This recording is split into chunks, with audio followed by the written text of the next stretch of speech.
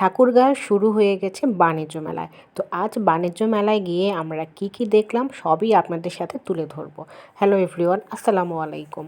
শুক্রবার প্রচণ্ড ভিড়, তো শুক্রবারের সন্ধ্যার দিকে আমরা চলে গেলাম রোডের জেলা সংসদ মাঠে আয়োজিত বাণিজ্য মেলায়।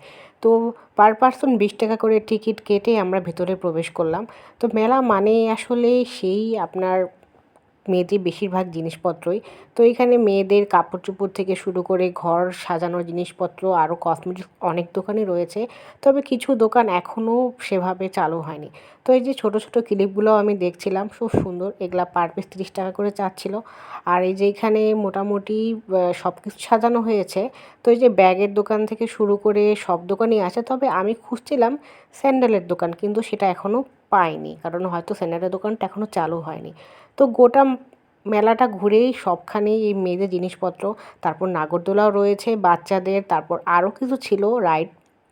তো গোটা মার্কেটটাই, সরি মার্কেট বলে মেলাটা ঘুরে ঘুরে দেখছিলাম। তো এখানে এই যে টি শার্টগুলো সুন্দর লাগলো, এগুলা হলো 200 টাকা করে বললো। তো চুড়ি কেনার জন্য সেখানে ঢুকলাম, অনেক ধরনের চুড়ি ছিল, কারণ সামনে যেহেতু পয়লা বৈশাখ। তো চুড়িগুলো আসলে মন মতন হলো না, সেটা চাচ্ছিল 50 টাকা করে চুড়ি। তো এখানে নাগরদোলাও ছিল, যারা পছন্দ করেন তারা অবশ্যই নাগরদোলা উঠতে পারেন।